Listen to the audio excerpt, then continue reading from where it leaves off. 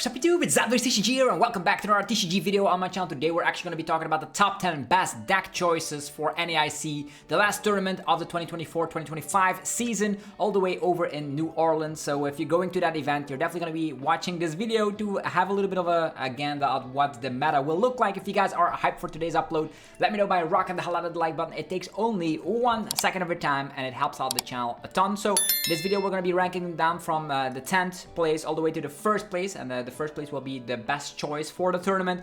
And we're also going to be giving you guys deck lists and full detailed deck analysis. So hopefully you guys will look forward to this. Let's start off right from the get-go instantly with number 10. That's going to be a new one. It's going to be the Yanmega Iron Hands deck, and I personally tested this on the channel before and I was very surprised on how good it actually felt. With Yanmega being able to attack on the second turn for 210 damage, you're going to be able to take down threats like Pheasantipede, Teal Mask, Ogrepons, etc. And you're also having the grass type at your advantage. I'm expecting a lot of Marnie's Grimmsnarl, as well as maybe a little bit of a resurgence of Charizard. So having the grass type is good, and having the pressure of Iron Hands to follow up with that is also very good.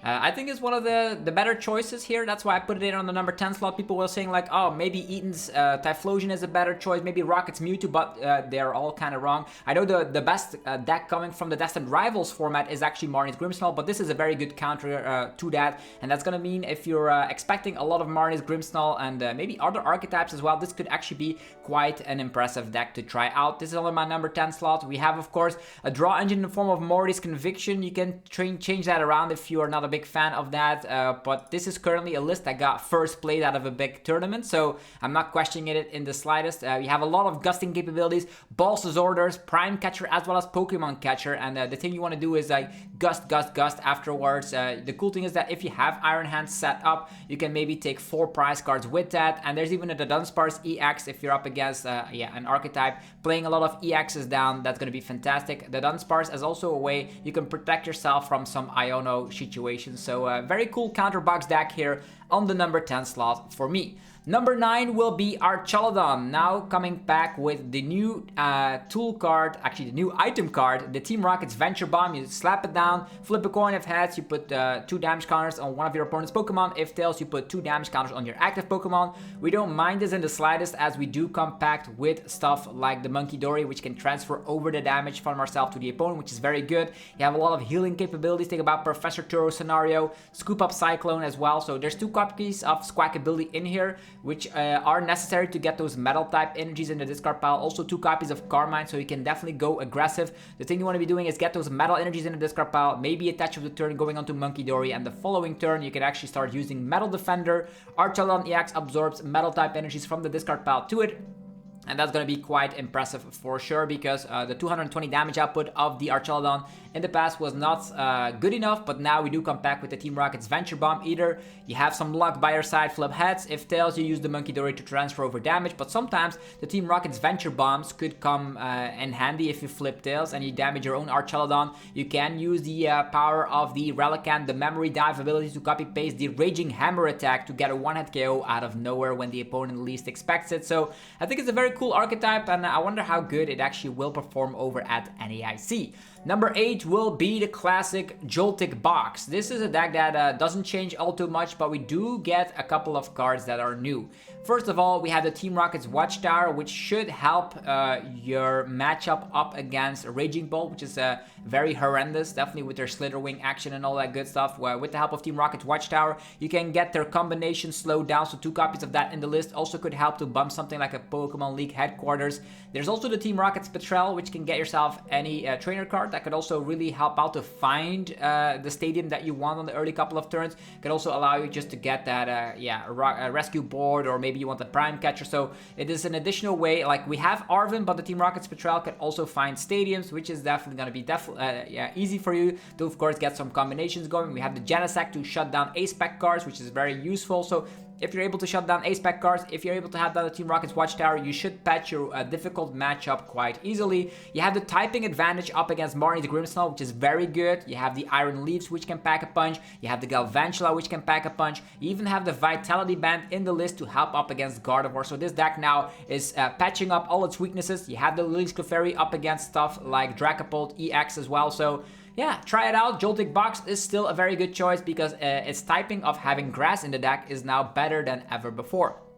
Number 7 is going to be Eevee Box. Eevee Box also comes back with a little bit of grass by itself, now playing the Leafeon EX, as mentioned. Very good up against the Marnie's Grimmsnarl deck, but it could also pack a punch against Charizard EX. You come back with a whole different amount of EXs. You of course have the Sylveon EX, which actually allows you to of course use that powerful Angel Light to select 2 Pokemon from their bench and shuffle them back into the deck, which is slowing the opponent down. The Magical Charm for some extra defensive power. The Flareon, which can Burning Charge as soon as your first turn, going second, which can be kind of crazy because the Eevee can actually evolve with the boosted evolution. There's also the Colorful Friends Eevee, which can be useful if you're actually playing against item lock decks. Fan Rotom can scout that out as well. You have Crispin, Sparkling Crystal, and the Briar in the 60 also helps you out to win against matches where you think it could be difficult to win the prize trade. So yeah, Eeveelution Box, I know there's still Team Rocket's Watchtower, so you will have to watch yourself, but it's still a viable option here. Eevee Box,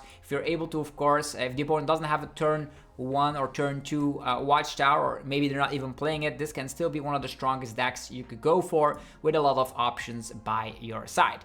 Number 6 will be Gholdengo, and I think the preferred way to be playing Gholdengo is the one with Dragapult EX. Having the coin bonus, having the Recon Directive allows you to just see a lot of cards, right? On top of having Pheasantipede in the deck as well, you're going to be able to see all the cards you want. Picnic Basket is in there for the Marnie's Grimmsnarl matchup, but can be doing miracles up against Dragapult EX as well. Energy Search Pro can get all those basic energies from the deck, all different types instantly, and then you can slap Crazy Damage Apple with the Make It Rain attack. You also have a Monkey Dory of your own, which is going to be useful to, of course, transfer over some damage. If the opponent is not one-shotting you, the TM Evolution build will allow you to just go very aggressive. You can get a Dracloak out, you can get a Gholdengo EX out, and by turn 2 you're taking a lot of prize cards. So this is also still a list, hasn't changed all too much, but is now quite good in the meta game, I would say.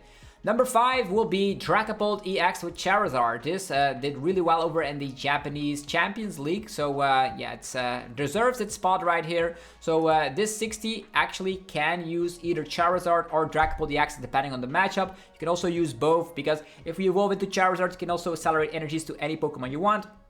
There's the Cleffa to draw. We see Shaman here to protect your bench from sniping stuff. Think about Wellspring Ogerpon. Think about Darmanitans and all that. Baby Raging Bolt, for example, Screamtail. You can protect your non-rule box Pokemon against those pesky attacks. There's a Team Rocket Watchtower to help out against decks utilizing Noctowl. Think about Raging Bolt. Think about Eeveelution Box. This can be very useful because you can actually...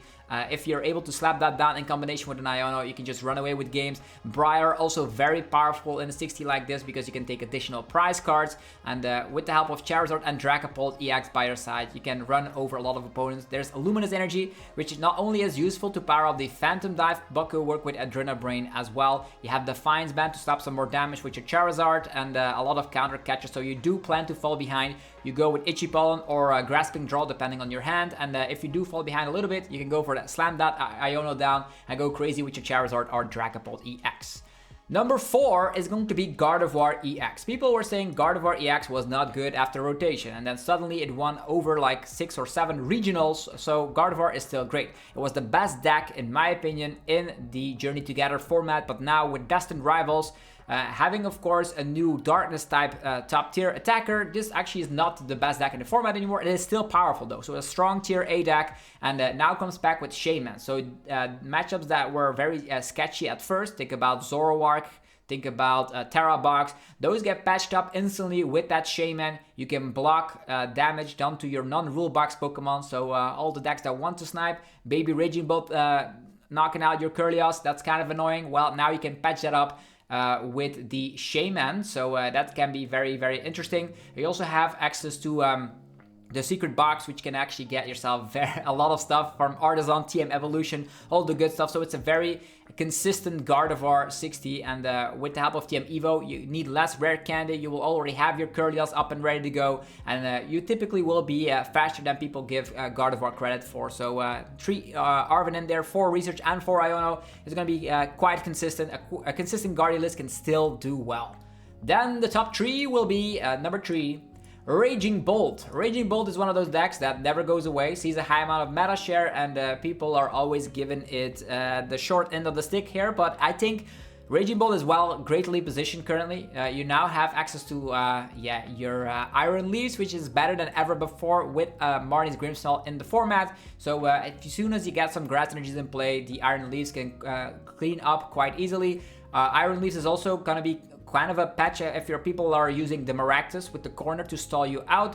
But the list is very good, right? You can of course go for the Judge, you can use that baby Raging Bolt to snipe if the opponent does not come back with Shaman. You have Counter Catcher, Prime Catcher, and Balls for gusting capabilities. There's even a Blood Moon in here, so you need less to win games. That means Blood Moon Boss can be games because almost everyone slaps down Phasantipity at one point. Slitherwing can help out against Pikachu EX as a one-prize Pokemon, and as always, you can rely on Ditto to transform into anything you want, searchable through the means of the Fan Call Rotom. So strong archetype, and if people don't know what to play and they have been playing Raging Bolt, it's still going to be good in this upcoming format.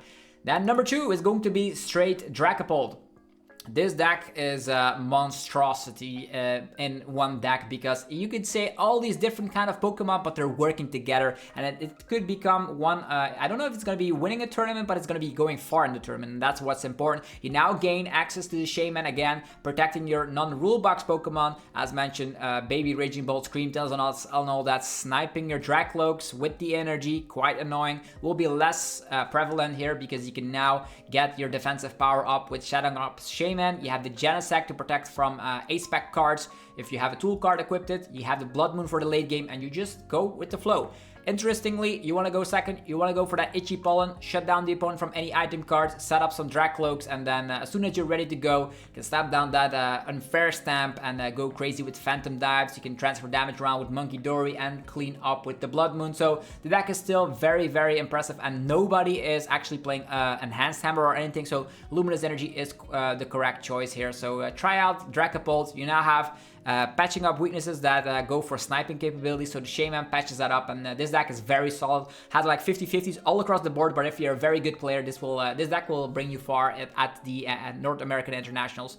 First place going to be Marnie's Grimmsnarl. I was hesitant to put this in a high place because it's just that popular, but it just has all the things necessary to win games. There is of course the Budu, which can slow the opponent down. You of course can rely on Marnie's Grimmsnarl EX, which is actually very useful with powering itself up with the Punk Up ability. That means your attachment of the turn can belong onto Monkey Dory, with 4 copies of Monkey Dory in the list, with Secret Box activations and TM Devo. TM Devo is the most scary card you can be up against because this deck spreads a ton of damage. You have the Freezing Shroud ability of Frostlass, spreading damage on everything that has an ability, including yourself, which means you can actually transfer the damage that is being put on yourself with Freezing Shroud all the way onto the opponent with the Adrenabrain. With a bunch of Adrenabrains out, you're gonna have a great time because yeah, you can transfer all the damage out to the opponent. You can of course use Shadow Bullet, 180, 30 damage to the bench as residual damage output. Everything is slowed down and has damage. You can actually resort to TM Devolution to run away with games. So let's just think about the fact that Spike Muff is also very good, Secret Box searchable, and that means you don't actually need that many Ultra Balls in the 60 to of course find your evolution pieces, which is awesome. And with TM Evo of yourself, you can get Frostlass and Marnie's Morgrim out quite easily, and I think it's a very, very strong deck. You should be testing this out, or at least test against it if you're not playing it yourself, because if you don't know what you're doing, you're gonna be spread it around with Monkey Dory. There's even a secret energy switch in here, which can make double Monkey Dory possible when the opponent least expects it. So let's take a look at the matchup spread. Like Marnie's Grimmsnarl actually wrecks every stage 2 deck. It might have some difficulties with Raging Bolt per se, but if you slow the opponent down with Budu and all that, you're gonna have still a great time. And that's why every stage 2 deck or every setup based deck needs to fear something like, for example, the Marnie's Grimmsnarl, because if people are relying on Fan Call Rotom, that's also a free prize which at one point will see the discard pile because of the Frostlass shenanigans, and that's why I personally feel this is the strongest deck with yeah, Destined Rivals now legal for NAIC. This is the tier list. Actually, the tier list is something we did before, but this is the top 10 deck list, and yeah, Marnie's Grimmsnarl number 1, number 2 Dragapult EX, Raging Bolt, and Gardevoir. These are like undisputed top 4 best decks. Then we have a little bit of a mixture. I don't know how well Charizard Dragapult, the mixture of the deck, will do over in the West. It did really great over in Japan, but we'll see. We also have a little bit of a Gholdengo action with Dragapult in there as well. Eevee Box, also a fringe pick. You could also have, of course, the Leafeon as a very great answer to Marnie's Grimmsnarl. Joltik Box, kind of good position. You now have answers to your bad matchup. If you do find your Rocket's Watchtower, you're going to be in a great position. There's also the Archaludon, kind of a rogue deck, and then the Yanmega as a counter box deck. So hopefully you guys enjoyed this video of the top 10 best decks from, for me personally, those are the best choices if you're going to NAIC. Let me know down below if you're excited for this last tournament of the season, and I wish everyone good luck that is actually entering in the competition. If you enjoyed it, rock the hell out of the like button, and also go check out my sponsors. They make the videos possible every single day. Let me know in the comments as well which deck that you personally feel will win NAIC. And now a word from our sponsors. Level up your game with TC Evolutions. Breathtaking damage counters, special condition tokens, and ability markers. Precision, style, power. Use coupon ZapDosTCG for 10% off only at TC Evolutions. Also go check out DragonShield.com for your sleeves, binders, and deck boxes. Use the coupon ZapDose5 and get 5% off your order. PotownStore.com for your TCG Live code card needs. You can get them with 5% off using the coupon ZapDoseTCG, and CardMarket.com for European players where you're able to buy as well as sell cards to people all across Europe. Use the referral name ZapDoseTCG to help support the channel. Thank you all very much for watching today's upload. You now know what the top 10 most expected and most popular and good decks are, so test against them or play with one of them and master it, and hopefully you will do well at NAIC, and I will see you at the Pokemon TCG World Championships over in Anaheim, California. Have yourself a fantastic rest of your day, and I'll see you guys tomorrow for more gameplay footage. Peace!